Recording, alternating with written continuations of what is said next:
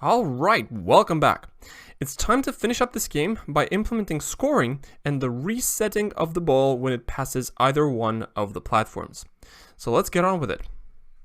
I'm going to start by resetting the ball in the dead center of the screen and pointing it in a random direction when it passes either the blue bar onto the top, so when it goes upwards up until maybe here, or goes down up until maybe here. Alright, so we will implement a small if condition that if the y coordinate, that is the vertical coordinate of the ball, is greater than something, 160 or something like that, or less than negative 160, then it will reset to the center of the screen and pointing it in a random direction. So I'm going to go to control, and I'm going to bring in the if block. And in the diamond-shaped hole for the if block, I'm going to go to operators, and I'm going to bring in this diamond-shaped greater than. And in the first space of the diamond-shaped block, I'm going to go to motion, and I'm going to bring in the y position, that is the vertical position of the sprite. And in the right space, I'm going to put in 140. So if the y coordinate of the basketball is greater than 140, so up until here, we will reset the ball to its original position, the center of the screen, x0 and y0, and point it in another random direction. So I'm going to detach the forever block, right click on the first blue block, go to x and y, hit duplicate. So this gives me the two blocks to reset the ball, and I'm going to put them inside the if block. I'm going to reattach the forever block again. So if I move the basketball right up top of the stage, so the coordinate is 150, 155, and click this detached if block, the ball will reset to the center of the screen. See?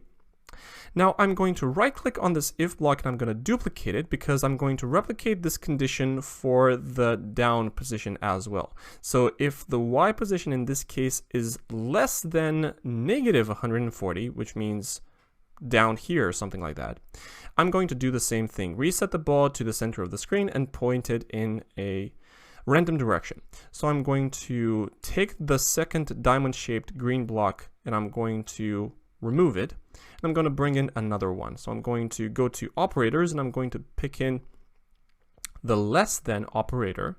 I'm going to go to motion, scroll down, take the rounded y position, and in the second space I'm going to fill in negative 140.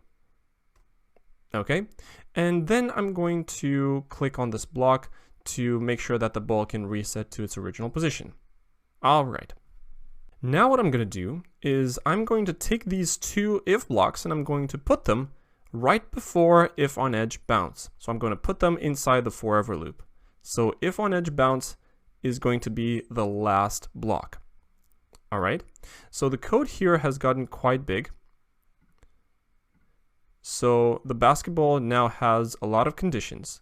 It moves 10 steps. It checks if it touches either the down bar or the up bar, and it also checks if it's too far up or too far down, in which case it will reset to its original position. So if I hit the flag again, the ball should reset to the center of the screen on its own. See? So it bounces off of the edges of the screen. It also bounces off of the platforms, but if it's in any case too far up or too far down on the stage, it will reset to its original position and go in another direction. All right, so this is cool. All right, so the ball can reset to its original position. It can bounce off of the edges of the stage, and it can also bounce off of the platforms, which is very, very nice. There is one last thing that we need to implement, and that is scoring. For that, we will need to learn something completely new, and that is variables. So I want you to go to variables, this dark orange section from the code, and I want you to click on this button, make a variable. I'm going to name this variable red score. Check the for all sprites checkbox. And I'm going to make another variable called blue score. Again, for all sprites, and click OK. So what is a variable? Well, a variable is just a piece of information that can be changed in time. And we will program this variable to be changed when the basketball either goes too far up or too far down. If it goes too far up, we will increase the red score. If it goes too far down, we will increase the blue score. And that is basically what a variable is. So I will need that when the flag is clicked, we need the blue score to be 0 as well as the red score, because that's the beginning of the game. And when the Y position of the basketball goes too far up, we will increase the red score by 1. And if it's too far down, we will increase the blue score by 1. So here's what I'm going to do. I'm going to take this orange set blue score to 0, and I'm going to pull it into the open space. I'm going to duplicate it, and in the second block I'm going to select red score. So we are setting both the blue score and the red scores to 0, and I'm going to pull them both below when flag clicked. So this is the first thing that the computer will do when the flag is clicked. We will reset the blue and red scores to 0. Now, when the Y position is bigger than 140, that means the basketball is too far up, we need to increase the red score by 1. So I'm going to pull this orange change score by 1, and I'm going to pull it inside the if Y position greater than 140. And obviously I'm going to select red score because that's what's going to change by 1. If the Y position is bigger than 140, then the red score deserves a point. Then I'm going to do the same for the blue score by pulling the orange block in the other if Y position less than negative 140. And this time change blue score by 1 is correct because the blue scored a point. And then just for visual reasons, I'm going to pull in these dashboards for the red score to be in the red space and the blue score to be on top in the blue space. Okay? And that is basically the game. Let's hit on the green flag and let's play a little bit.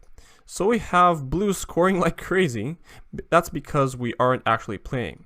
So we have a fully functional game where both players can catch the ball and make it reflect into one another. Alright, so we have a 2-player game that can actually score points now. Alright, so I've stopped the game, and I have to confess that I did play in the meantime a little bit, so it's quite fun. But there are a couple of things that I would like to improve on this game before we wrap up, because there are a number of things that I'm annoyed about. First of all, notice that when the ball starts in the middle of the screen and scores a point for one of the players, it usually scores multiple points because the players don't have the time to adjust. Let me show you.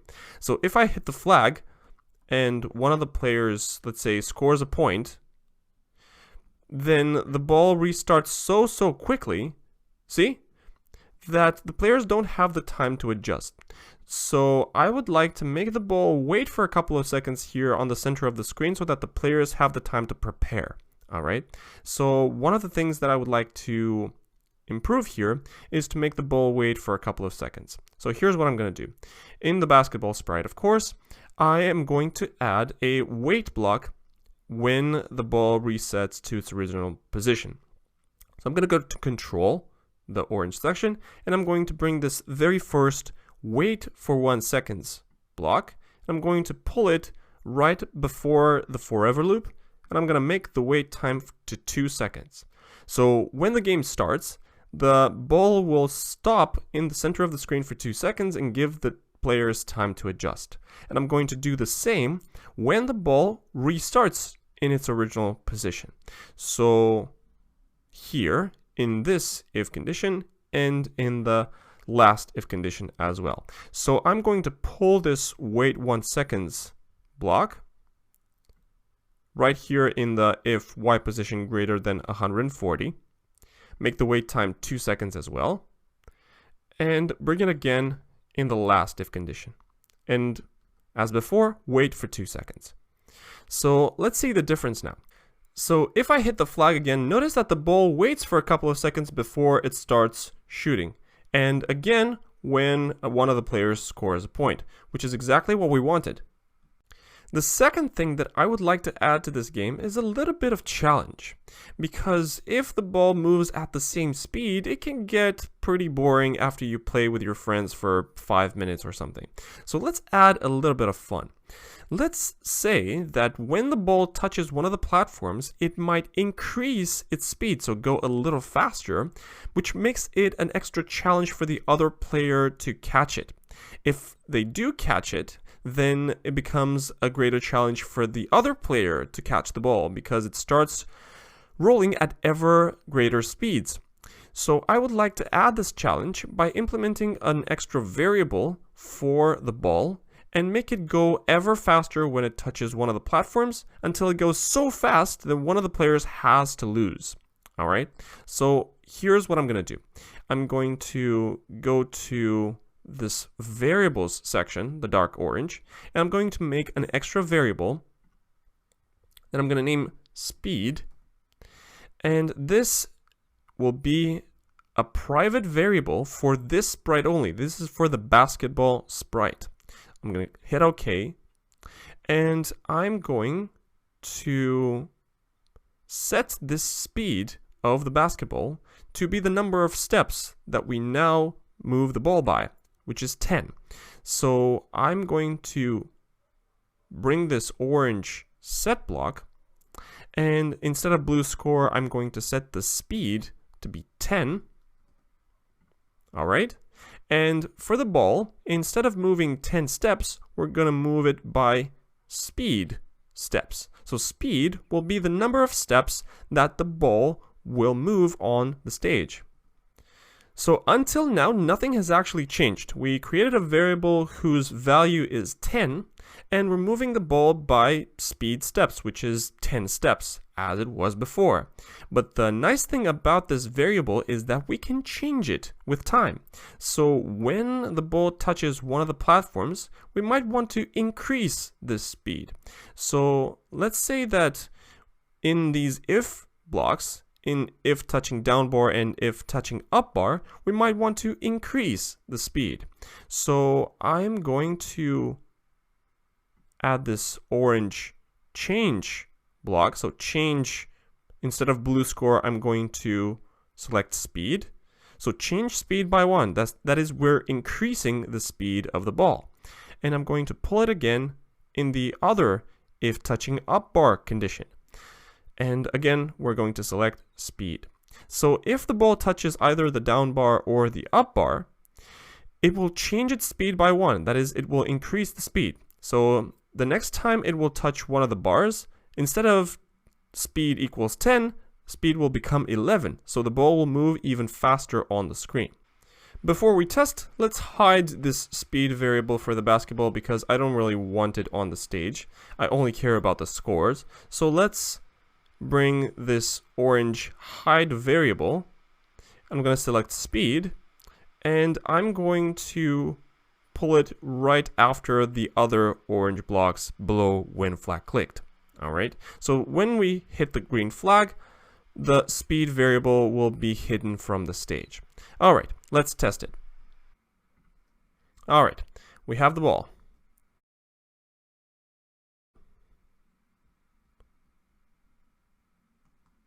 And we're playing, and if you notice, the ball is accelerating, so it's moving ever faster. So this is the fun of the game.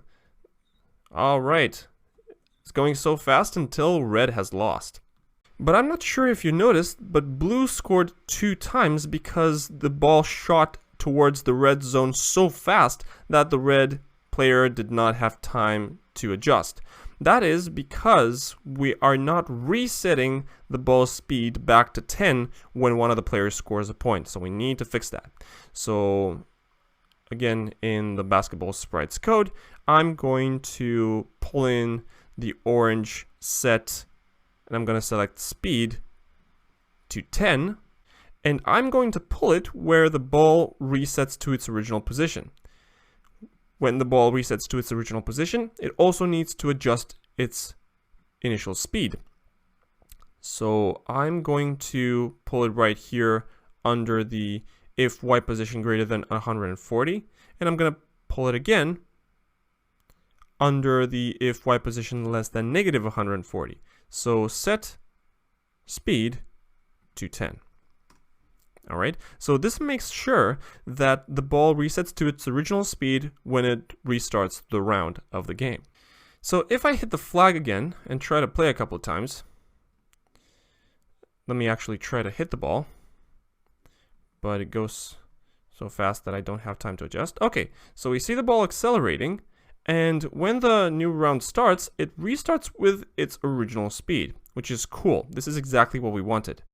Alright, so at this point we have a fully functional game, and I have to say, I am so proud of you. You created your first full game that you can play with your friends now, and you've learned a lot. We've learned about coordinates and directions and degrees and motion and variables and so much more. And I'm really excited to show you more games and applications in this course based off what we learned here. In the meantime, have fun with the game that you created and modify it as you like, and I will be waiting for you in the next video.